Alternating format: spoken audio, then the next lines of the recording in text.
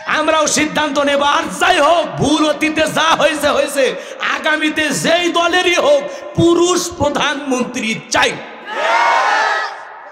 কারণ নারীদের রাগ বেশি, জেদ বেশি, অভিমান বেশি। মাঝে মাঝে দেখেন না বাড়ি ঘরের স্বামীর সাথে ঝগড়া লাগে, হাড়ি পাতিল ভেঙে ফেলে দেয়, স্বামী তুলে আছাড় মারে।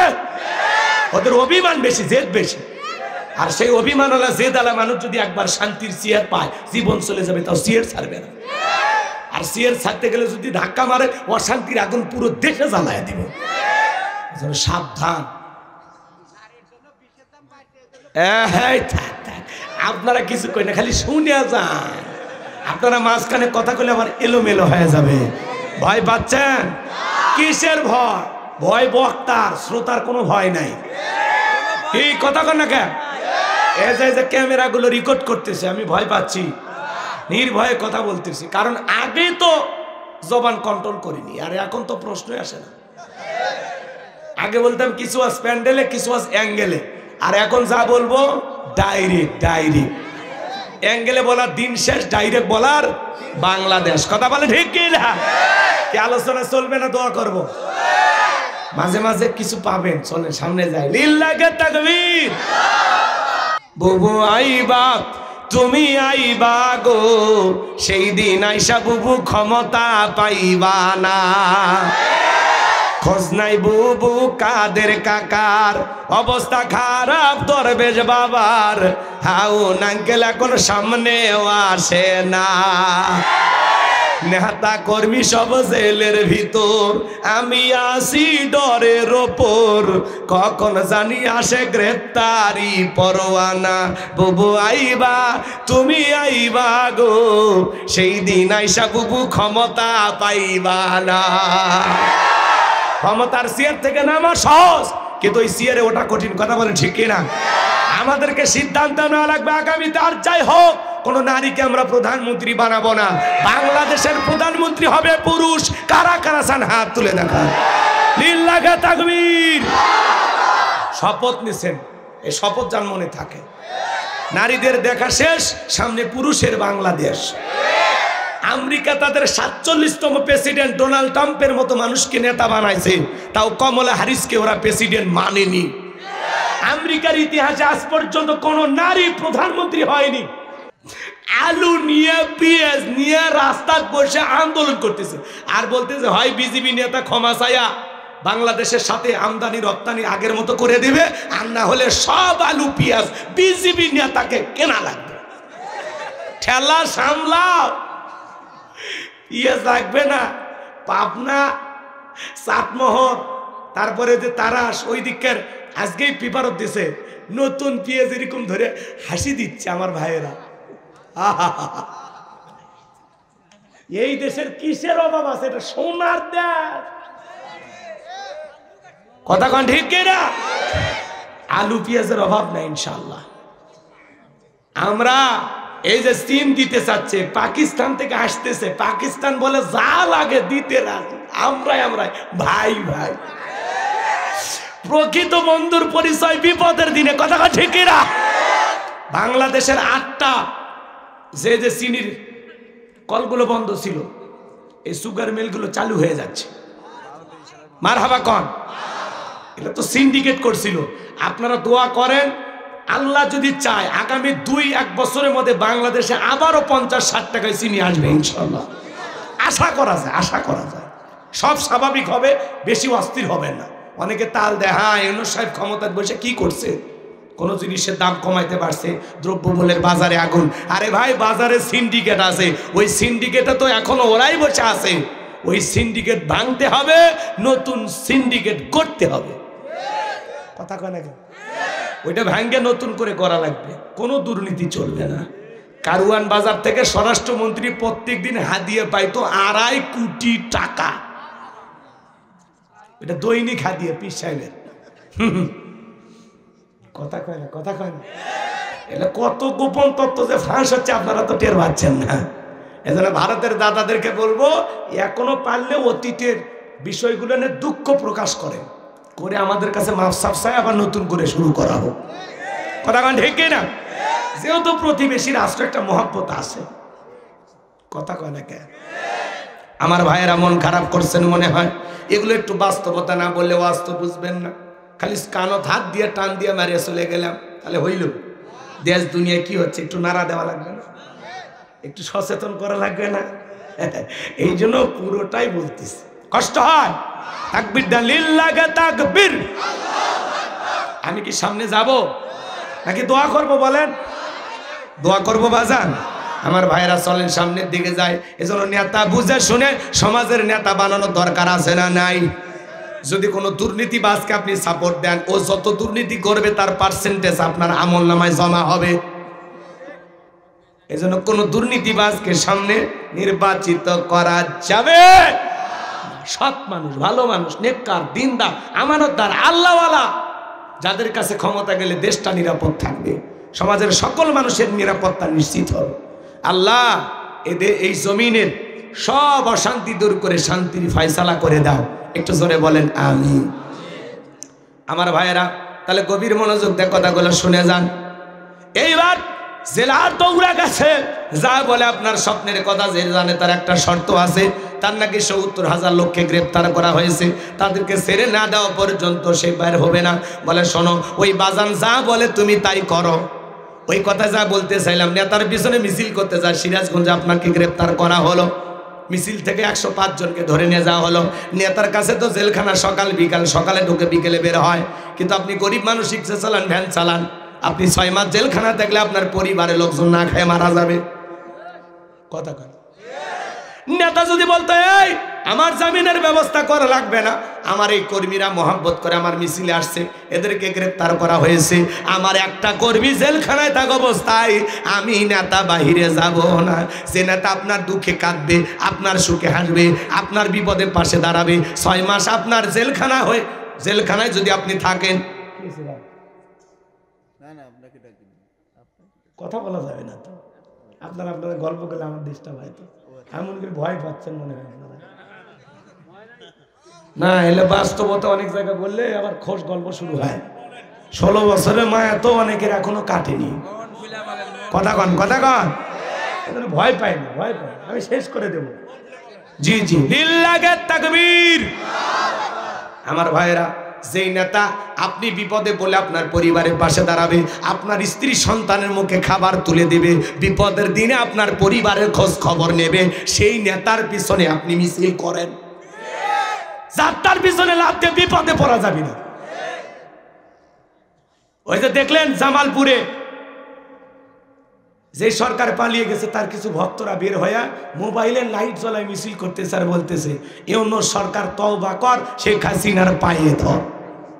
মিছিল শুনতেন না? ওটা যমুনা টেলিভিশনে নিউজটা প্রচার হয়েছে। কথা কন নাকি আপনারা? ওরা কি বলতেছে? ইউনুস কি কয়? ইউনুস তওবা কর, শেখ হাসিনার পায়ে ধর। কি সাহস! বীর পুরুষ দিনের আলোতে মিছিল করে না, এখন রাতের বেলা মোবাইলে লাইট জ্বলে মিছিল করতেছে। কি দিন আইলো! এরা নাকি এখন নিষিদ্ধ সংগঠনের লোক। এর আগে তোমরা কাদেরকে নিষিদ্ধ করেছো, এখন আবার তোমরাই নিষিদ্ধ হয়ে গেলা। খেলা তো তোমাদের কাছ থেকে শিখেছে। কথা কয় না।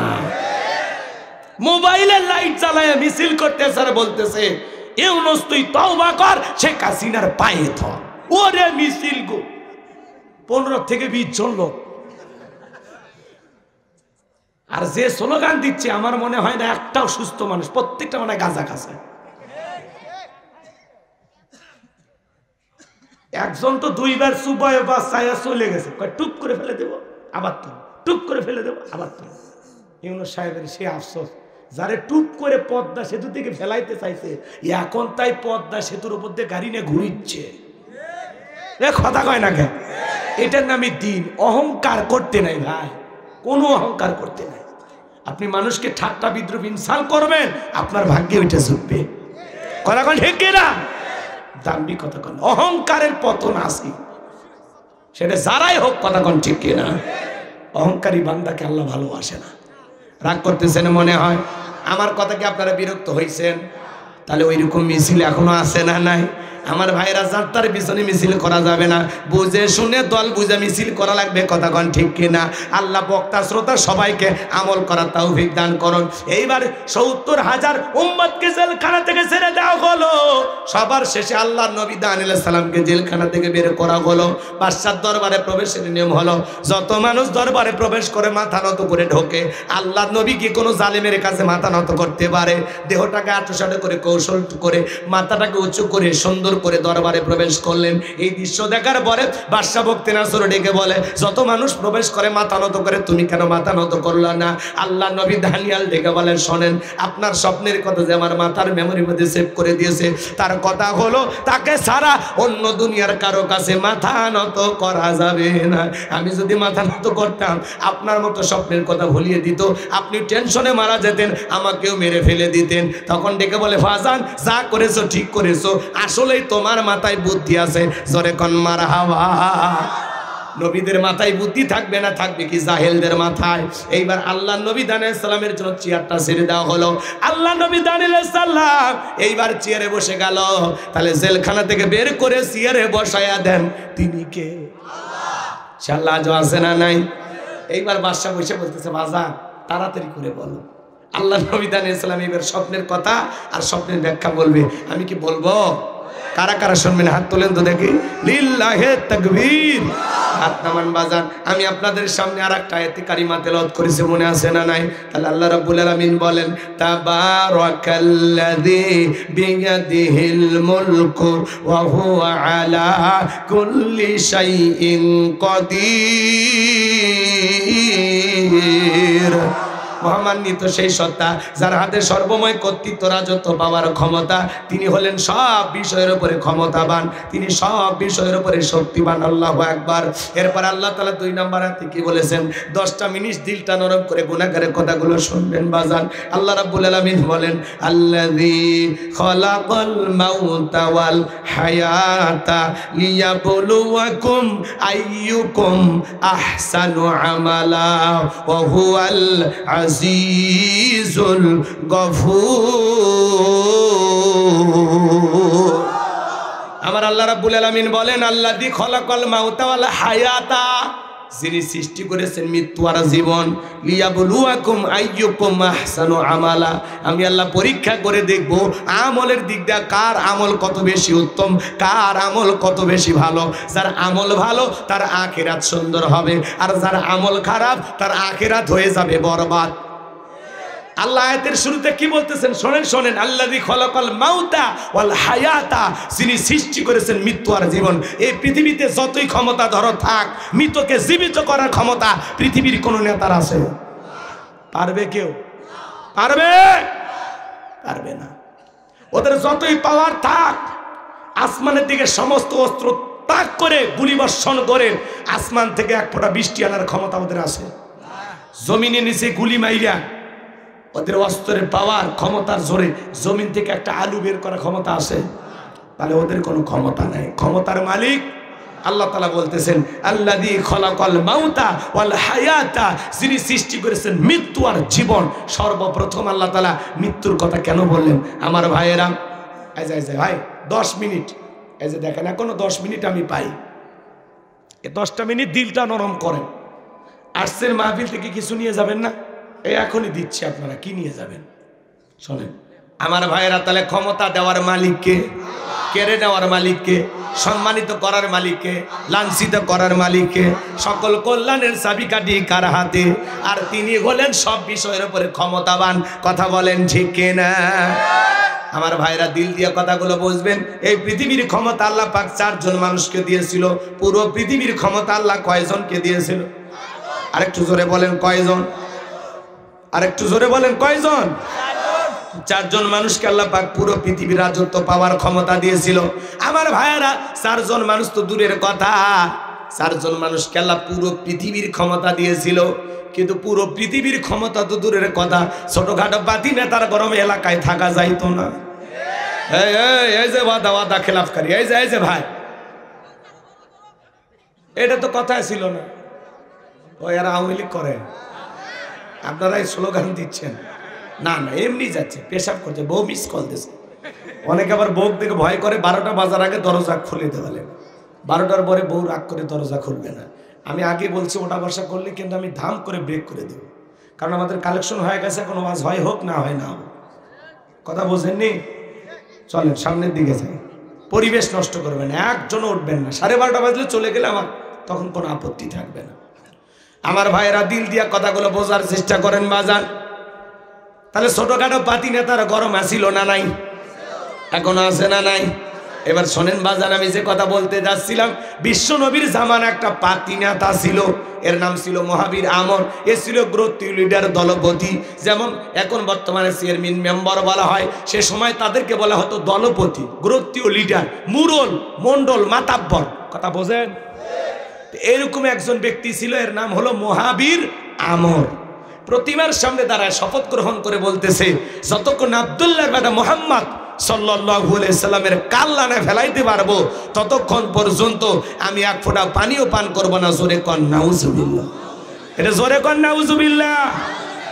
শোনেন, নবীজি কিন্তু মক্কা নাই, নবী হিজরত করে গেছে কোথায়? মদিনা।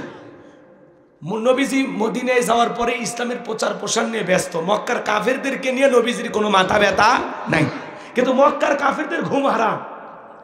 না জানি ভাতিজা মুহাম্মদ মদিনে যায় কি করতেছে, এরা টেনশনে ঘুম হয় না। তো যাদের ঘুম হয় না এদের মধ্যে এই মহাবীর একজন, এই মহাবীর আমর একজন।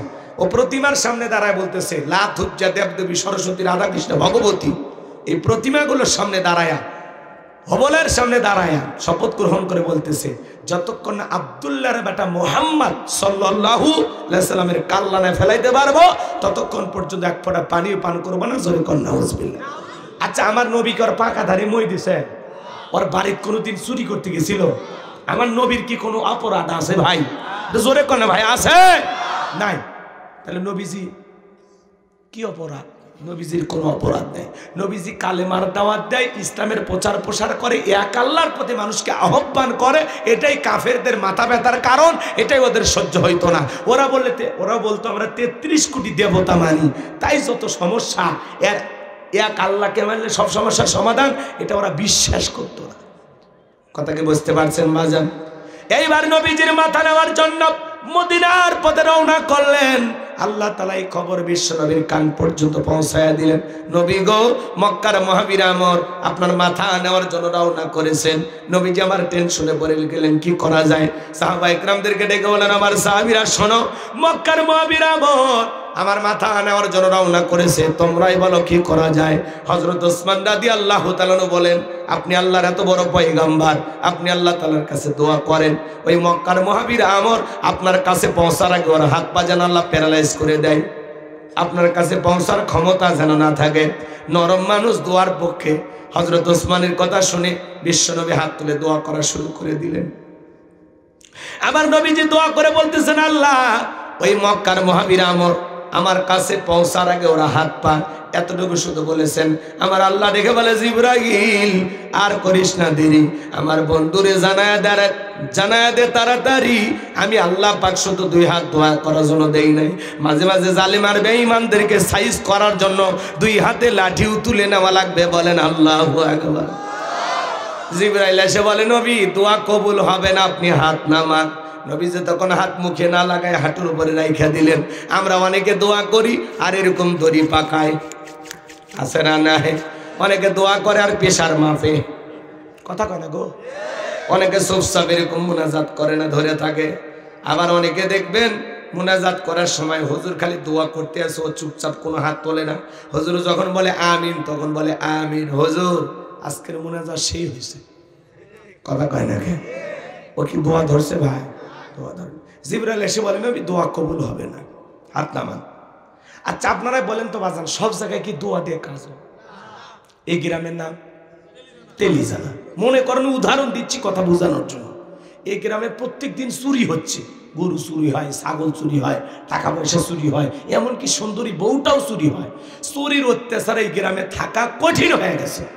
একজন রায়গঞ্জ বাজার থেকে 10 কেজি জিলেপি নিয়ে এসে মসজিদের হুজুরকে দিয়ে বলতেছে, হুজুর একটু দোয়া করেন, চোরের হাত থেকে যেন আল্লাহ গ্রামের মানুষকে হেফাজত করে। এইবার জিলেপির গন্ধ পায়া চোরও মসজিদে ঢুকছে, কথা কয় না কে? হুজুর যখন মুনাজাতে ধরছে, আল্লাহ চোরের হাত থেকে তেলিজানা গ্রামের মানুষকে তুমি হেফাজত করো, চোরও জিলেপি খাবার হাত তুলে বলে আমিন আমিন আমিন। ওই জায়গায় ইমাম সাহেব যদি দোয়া না করে বলতে, এই তেলিজানার যুবকেরা, তোমাদের গ্রামে ঢোকার 4টে রাস্তা আছে, এই 4 রাস্তার মোড়ে মোড়ে মাগরিব থেকে ফজর পর্যন্ত বাংলার লাঠি, বাঁশের লাঠি নিয়ে দাঁড়ায় থাকবা, চোরকে দেখা মাত্রই ওই লাঠি দিয়ে এমন পিটান পিটাইবা 6 মাসে যেন মাজা সোজা না করতে পারে। চোরকে হাত তুলে আমিন কইতো নাকি তওবা করে ভালো হয়ে যেত। এজন্য চুরি বন্ধ করতে হলে লাগবে শক্ত আইন। কথা কয় না, কথা কয়। সেই শক্ত আইন আছে না নাই? আমার আল্লাহ রাব্বুল আলামিন পবিত্র কোরআনুল কারীমের ভিতরে ১৫০০ বছর আগে আইন দিয়ে আমার আল্লাহ পাক বলেন, ওয়াসসারিকু ওয়াসসারিকাতু ফাকতুউ আইদিয়াহুমা জাযাআম বিমা কাসাবা নাকালাম মিনাল্লাহ।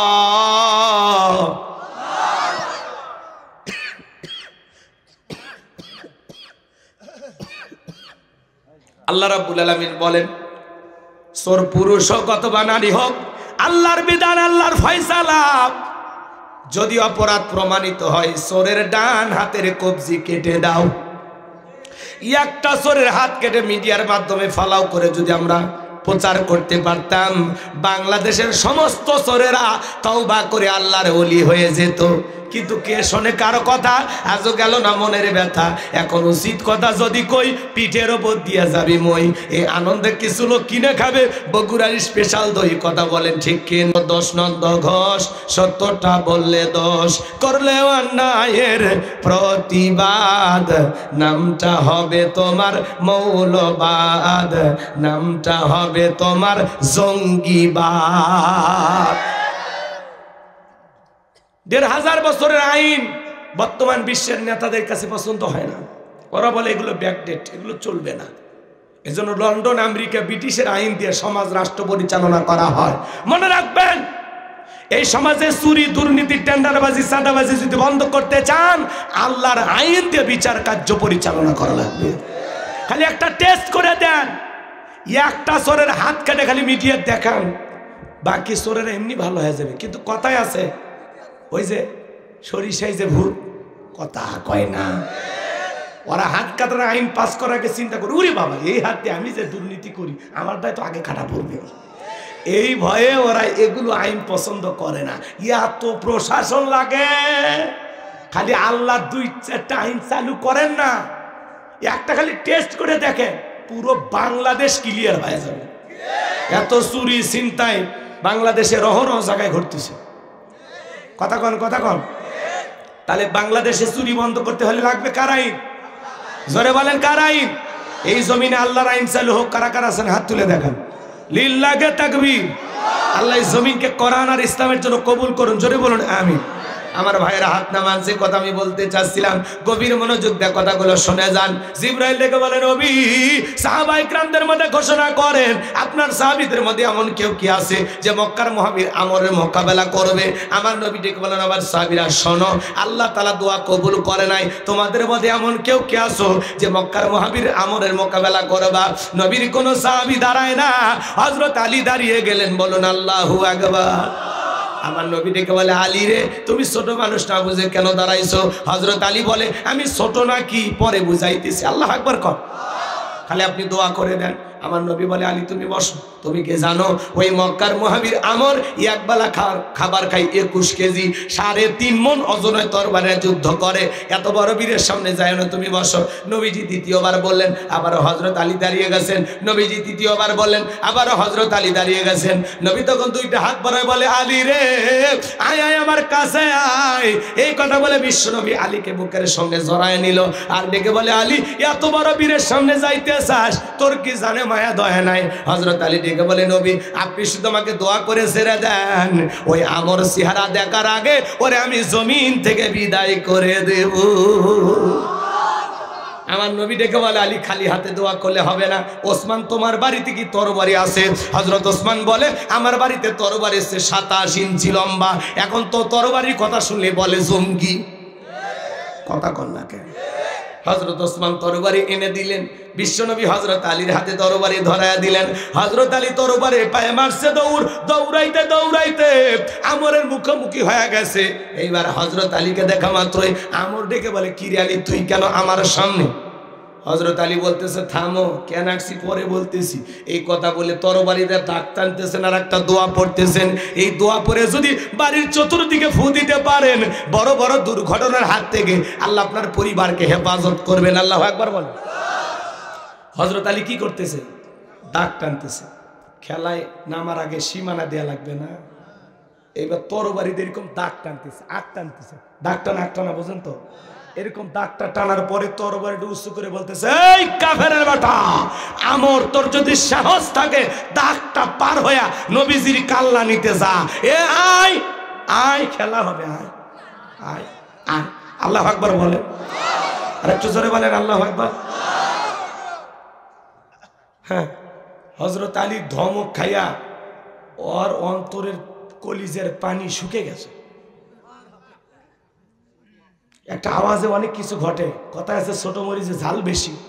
বাড়িতে ঢুকছে চোর, বাড়িওয়ালা ল্যাংরা, দুটা পা নাই, কিছু না পারুক, যদি বাড়িওয়ালা খালি ভিতর থেকে আওয়াজ দেয়, কেন চোর থাকবি না, ভাগে দৌড় মারবি। একটা আওয়াজে অনেক কিছু। মুসলমান যখন তাকবীরের ধ্বনি দিবে, লিল্লাহে তাকবীর, আল্লাহু আকবার, বেঈমানেরা ঘরে ঢুকবে, বিলের মতো মেও মেও করবে, সামনে আসার সাহস দেখাবে না। বীর পুরুষ মুসলমান মাথা উঁচু করে বেঁচে থাকার জাতি। কথা বলেন না কেন? আমরা মাথা নিচু করে বেঁচে থাকার জাতি না। এই জন্য বাঁচলে সিংহের মতো বাঁচবো, বিড়ালের মতো 500 বছর হায়াত দরকার নাই। সিংহের মতো 1 ঘন্টা জমিনে টিকে থাকতে চায়। আল্লাহ আমাদেরকে বীর মুসলমান হিসেবে কবুল করুন। জোরে বলুন আমিন। আল্লাহ আমাদের অন্তরের সাহস বৃদ্ধি করে দেন। জোরে বলেন আমিন। কষ্ট হয় আপনাদের? হযরত আলী আর আমর বাজা বাজা ভাব, পুরো ঘটনাটাই শুনবেন। কি ভাল লাগতেছে? বলবো। কারা কারা শুনবেন? হাত তোলেন তো বাজান। লিল্লাহি তাকবীর। হাত নামান আমার ভাইয়েরা। আমি যে কথা বলতে চাচ্ছিলাম বাজান, পুরো পৃথিবীর ক্ষমতা আল্লাহ কয়জনকে দিয়েছিল? কয়জন? 4 জন। এর মধ্যে 2 জন ইমানদার, 2 জন হলো কাফের। 2 জন ইমানদারের মধ্যে একজনের নাম হলো নবী সুলাইমান, যাকে আল্লাহ রাব্বুল আলামিন পুরো পৃথিবীর রাজত্ব পাওয়ার ক্ষমতা দিয়েছিলেন। বলুন আল্লাহু আকবার। নবী সুলাইমানের ইতিহাস ঘটনা যদি বলতে যাই বাজান, অনেক লম্বা সময় হবে। এত সময় আপনাদের হাতেও নাই, আমার হাতেও নাই। নবী সুলাইমান আলাইহিস সালামকে আল্লাহ রাব্বুল আলামিন বিশাল ক্ষমতা দান করেছিলেন। কথা বলেন ঠিক কি না? নবী সুলাইমান আলাইহিস সালামের এদিক খেয়াল করেন, আল্লাহ একটা মুজিজার আংটি দিয়েছিলেন বাজান। মানব দানব জিন ইনসান সকলেই হুকুম মানতে বাধ্য, এমনকি বাতাস পর্যন্ত তার হুকুম মানতো। আল্লাহু আকবার বলেন।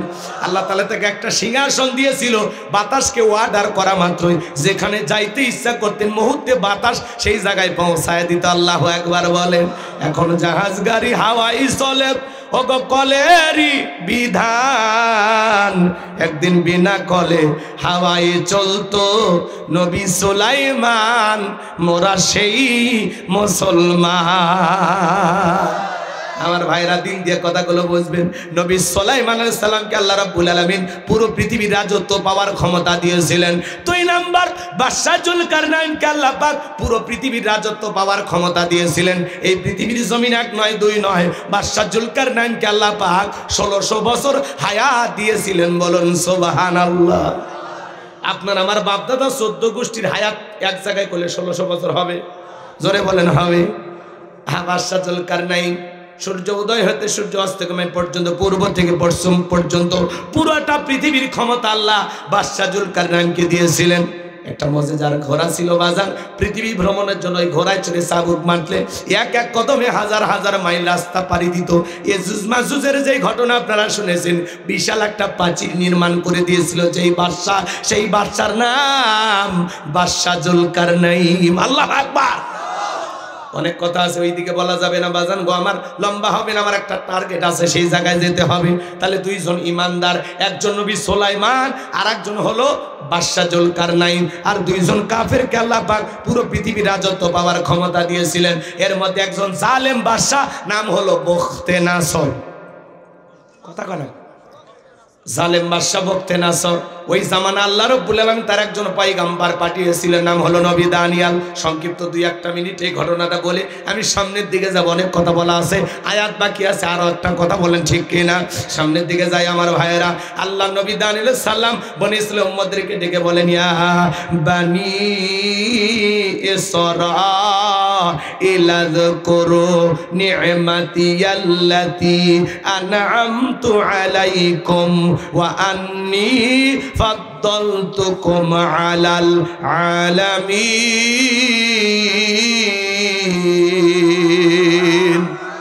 আর একটু জোরে বলেন আল্লাহু আকবার। নবী দানিয়াল বনি ইসরাঈল উম্মতদেরকে ডেকে বলে, আমার উম্মতরা শোনো, এখনো সময় আছে। তোমাদের বাপ দাদার কিন্তু চাকর ছিল, কৃতদাস ছিল। সেই জীবন থেকে আল্লাহ তাআলা তোমাদেরকে মুক্ত স্বাধীন জীবন দিয়েছে। বিছাই গাছের পূজা করো না, মাছের পূজা করো না, চন্দ্রের পূজা করো না, সূর্যের পূজা করো না। এখনো সময় আছে, আল্লাহর ইবাদত করো। কিন্তু উম্মতরা ছিল ঠেটা, বনি ইসরাঈল উম্মতরা ছিল খুব চালাক। এরা সহজে সব কথা মানতো। নবী বুঝে একটা, ওরা বোঝে নবীর চাইতে বেশি। এরকম চালাক ছিল, চালাক প্রকৃতির উম্মত ছিল বনি ইসরাঈলরা। নবী দিনে দাওয়াত দেয়, সকালে দাওয়াত দেয়, বিকেলে দাওয়াত দেয়, রাতে দাওয়াত দেয়, কোনো মতেই তারা দাওয়াত গ্রহণ করে না। তারা দাম্ভিকতার অহংকার দেখাইতে লাগলো। নবী দানিয়াল তখন পরিশেষে তাদেরকে হুমকি দিয়ে বলল, শোনো, কোন কওমের মানুষ, কোন জাতির মানুষ যদি অহংকার করে, দাম্ভিকতা করে, আল্লাহ তাদের ভাগ্যে 2 ধরনের আযাব আর গজব পাঠায়। 1 নাম্বার হলো আসমান জমিনের আযাব আর গজব দিয়ে আল্লাহ ওদের ভাগ্যে ওদেরকে ধ্বংস করে দেয়। আর না হয় ওদের ভাগ্যে জালেম শাসক পাঠায়া দেয়। দেশের জনগণ হবে যেমন, নেতাও হবে তেমন। তখন আল্লাহ পাক ওই কওমের ওপরে জালেম বাদশা বক্তে নাসরকে পাঠায়া দিল। জালেম বাদশা বক্তে নাসর ক্ষমতার চেয়ারে বসার পরে লুটপাট শুরু করে দিল, নিরপরাধ মানুষদেরকে গ্রেফতার করতে লাগলো। শুধু নয়, আল্লাহ নবী দানিয়েল সালাম সহ তার ৭০,০০০ উম্মতকে জেলখানায় বন্দী করলো। নবী মানুষ কোন জায়গায় গো? কথা কয় না, কথা কয় না। নবী যদি জেলখানায় যায়, আজকে যারা নাইবে রাসূলের ভূমিকা পালন করবে, হকের দাওয়াত দিবে, কোরআন সুন্নাহর সঠিক কথা প্রচার করবে, মাঝে মাঝে ওই আলেমদেরকেও টার্গেট করে জেলখানায় ঢুকাবে, ওইটা নবীদের সুন্নত তারা আদায় করতে যায়। কথা বলেন ঠিক কিনা? এত সহজ না। মুমিনের জন্য পুরোটা দুনিয়া জেলখানা শুরু। কথা কয় না? এই যে শুরুতে একটা হাদিস পড়েছে, মনে আছে? মুসলিম শরীফের। কি বলেছিলাম? ক্বালা ক্বালা রাসূলুল্লাহি সাল্লাল্লাহু আলাইহি সাল্লাম, আদ-দুনিয়া সিজনুল মুমিন ওয়া জান্নাতুল কাফির। মুমিনদের জন্য দুনিয়াটা হলো কারাগারের মতো, জেলখানার মতো, আর কাফির বেঈমানদের জন্য আরামায়েশ হবে এমন জান্নাতের মতো। ওরা এই দুনিয়াতে আরামায়েশ করবে। আমরা তো ভাবতাম এই যে এত কিছু হয় হুজুর, ওদের তো কিছু হয় না হুজুর। হ্যাঁ, তাই তো দেখতেছি আজকে নৌমন্ত্রী শাহজাহান সাহেবের যে হাসি গো, অট্ট হাসি দিয়া আদালতে হাজির হয়েছে, ট্রাইব্যুনালে হাজির করা হয়েছে না? পলক হাসতেছে, দীপুমণি হাসতেছে, নৌমন্ত্রী হাসতেছে, ইনু সাহেব হাসতেছে, টাটা দিতেছে, মনে হয় সব বিমান থেকে নামতেছে। এ কথা কয় না কেন? কেন এত হাসি খুশি, এত আরামায়েশ কেন? এর পিছনে কোন রহস্য আছে না? নাই। আমার মনে ভাই ভাই ওরা যে পরিমাণে টাকা ইনকাম করছে, বলে দিয়ে মনে হয় সব কিনে ফেলে দিছে। টাকা না কত, আমাকে একটু শান্তি মতো থাকতে দাও। কথা কয় না কে? আলেমদের হাতে পায়ে ডান্ডা বেরি, আর ওদের হাত পা খোলা। একজনের হাসি দেখলে মনে হয় শ্বশুর বাড়ির থেকে কে বলি মিষ্টি খায়া জামাই নামছে। হ্যাঁ ভাই, দেখেননি আপনারা? ভিডিও দেখছেন না? যারা এই দেশের এতটা ক্ষতি করলো, তাদের মুখে এরকম হাসি, আরো হাসি না, না ওদেরকে ভালো রাখছে। কথা কয় না কেন? আলেমেরা চুরি করে না, দুর্নীতি করে না, হাতে পায়ে ডান্ডাবিড়ি থাকে, তাহলে এদের হাতে পায়ে ডান্ডাবিড়ি নাই কেন? এখন এটা প্রশাসন ভালো জানে, যারা বিচার কার্য পরিচালনা করতেছে ওরা ভালো জানে, নাকি এর পেছনে গভীর কোনো ষড়যন্ত্র আছে সেটা আল্লাহ ছাড়া আর কেউ জানে না। নরম মানুষদেরকে আপনারা যা ইচ্ছা তাই পেটান, আলেমদেরকে পিটাইয়া পিটাইয়া হুইল চেয়ারে বসাইয়া দেন, আর এরা এখনো মাজা টান টান করে সুন্দর করে চলে। কি দরকার এত আরামায়েশে ওখানে রাখার? বাইরে বের করে দেন।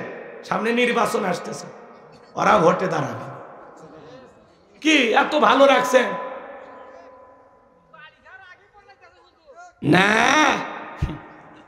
আগামী 30শে জুনের মধ্যে বাংলাদেশে নির্বাচন হবে 25 সালে শোনা যাচ্ছে। রেডি থাকেন, কে আসবে কি করবেন সেটা রেডি থাকেন আপনারা। ইভিএম এ না, ভোট হবে ব্যালটে। কোন জায়গায় সিল মারবেন, কাক সিল মারবেন, রেডি থাকেন। আর যাই হোক, কোন মশারু গাজারু মাদারু দুর্নীতিবাজ টেন্ডারবাজি চাঁদাবাজি চালু করবে এমন নেতাকে সমাজের নেতৃত্বের জায়গায় বসানো যাবে না। আরে ভাই, কি পরিমাণে যে দুর্নীতি করছে আপনারা দেখলে না দেখলে বিশ্বাস করবেন না।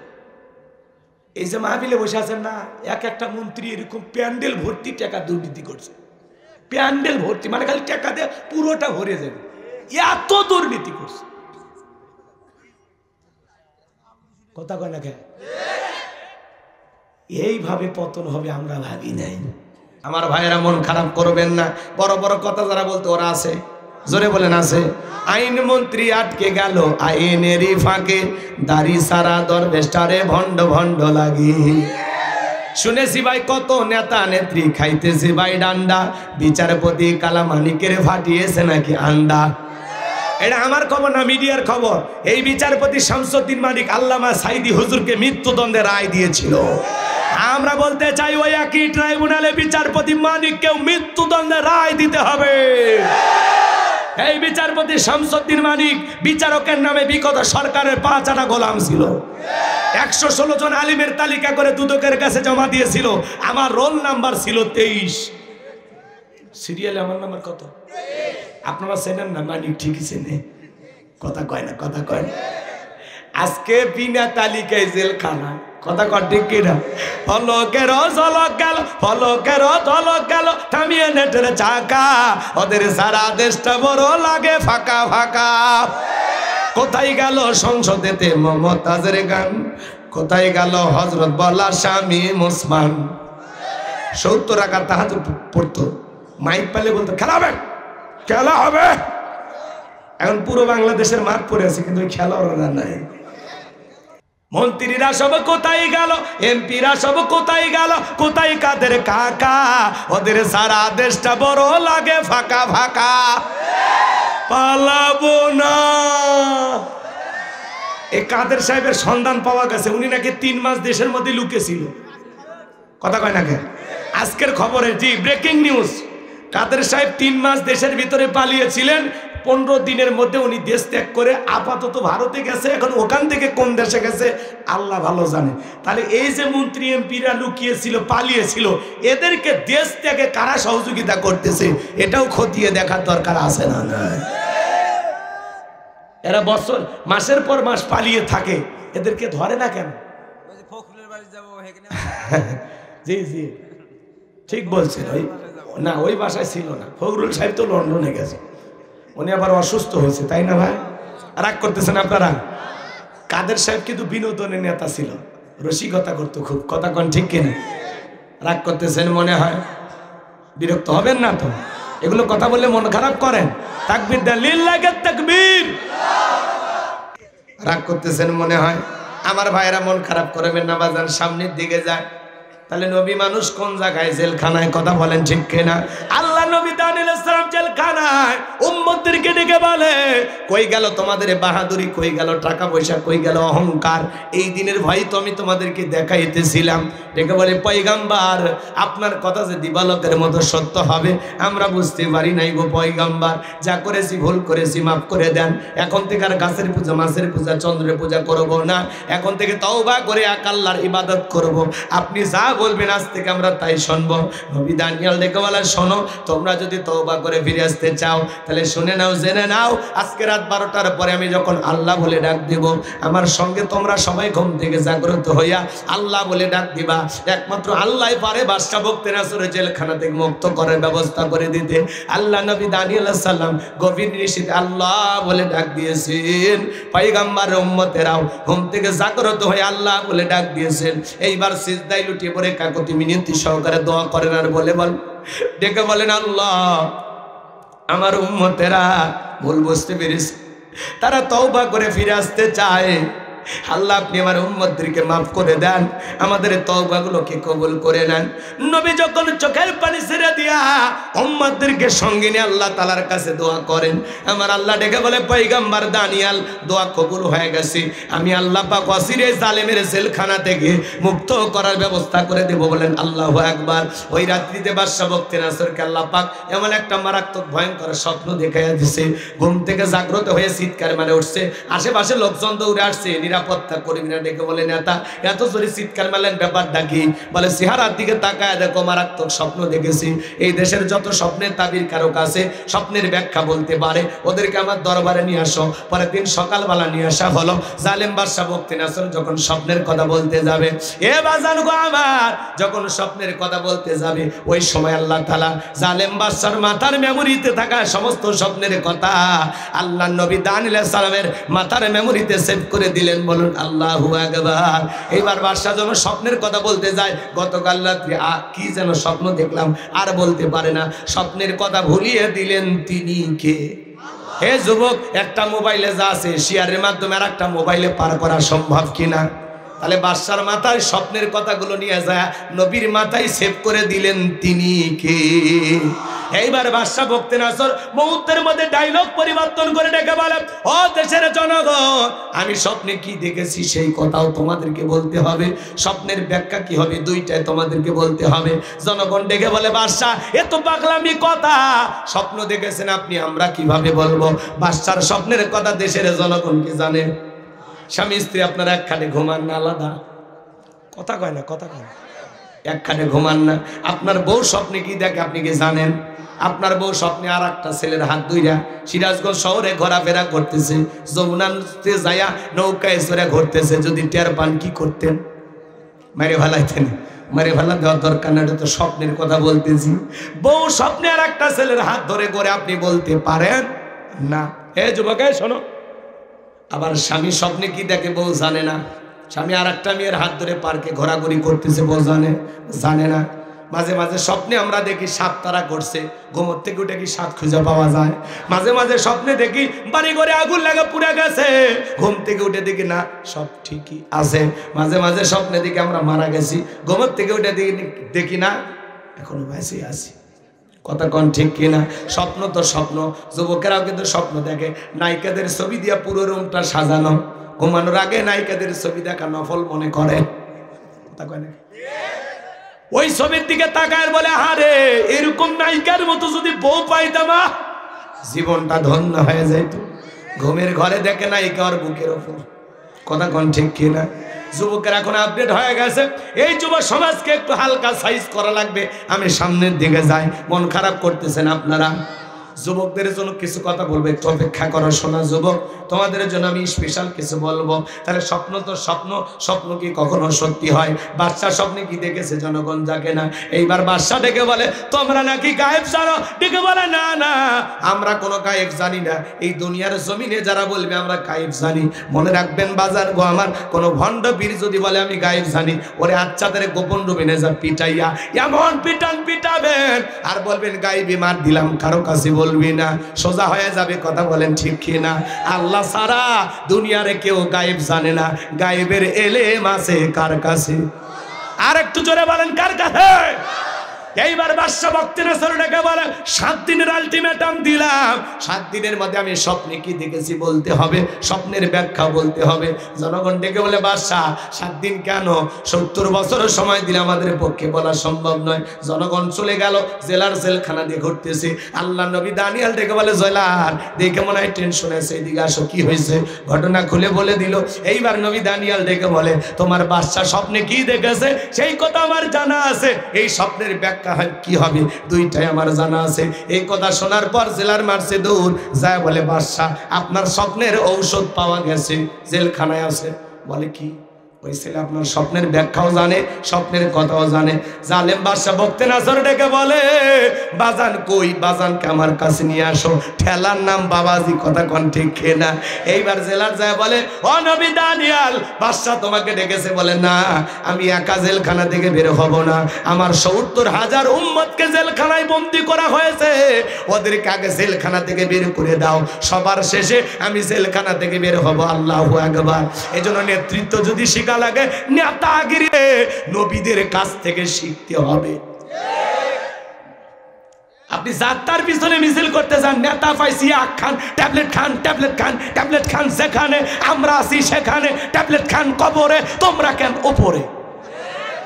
নেতার দরদ খুব, নেতা কবরে গেছে, আপনিও যান। কথা কন নাকি আপনারা? যাত্রার পিছনে স্লোগান দেন, খালি ১.৫ টাকার বিরিয়ার চা খাইয়া, নির্বাচনের পাতিলের চা আর বৃষ্টি হওয়ার পরে খেরে পালার নিচ দিয়ে যে পানি যায়, দুইটা রং সমান। আপনার চা দিয়ে কেনা যায়, বিড়ি দিয়ে কেনা যায়, ৫০০ টাকা দিয়ে কেনা যায়। আহা, কি মুসলমান! কথা কন নাকি আপনারা? চা খায় লাফায় আর কয়, বল্টু ভাইয়ের চরিত্র ফুলের মতো পবিত্র, নামাজ পড়া একত্র, গাঁজা খাই ৫ ওয়াক্ত, গুমসুরিতে পাকাভক্ত, শয়তানের ১ নম্বর ভক্ত, হুজুরদের জন্য খুবই শক্ত, চুষে খাই গরিবের রক্ত। পোস্টারে লেখা আছে গরিবের বন্ধু, ভোট দিয়ে দেখেন গরিবের কয় নাম্বার শত্রু। একটা বয়স্ক ভাতার কার্ড নিবার গেলেও ২-১ হাজার খায়। এরকম নেতা কিন্তু আপনাদের এলাকায় নাই। সিরাজগঞ্জের নেতার আল্লাহর ওলি, এলে নেতা ভারতে আছে। ভারতের এক উগ্রবাদী নেতা বলে বাংলাদেশে পেঁয়াজ আলু রপ্তানি বন্ধ। এখন ভারতের কৃষক যারা আছে, ওরা পেঁয়াজ আলু নিয়ে রাস্তাতে আন্দোলন করতেছে। কথা কয় না কে দাদা, কি হয়েছে? কয়েকদিনে মহব্বত শুকে গেছে।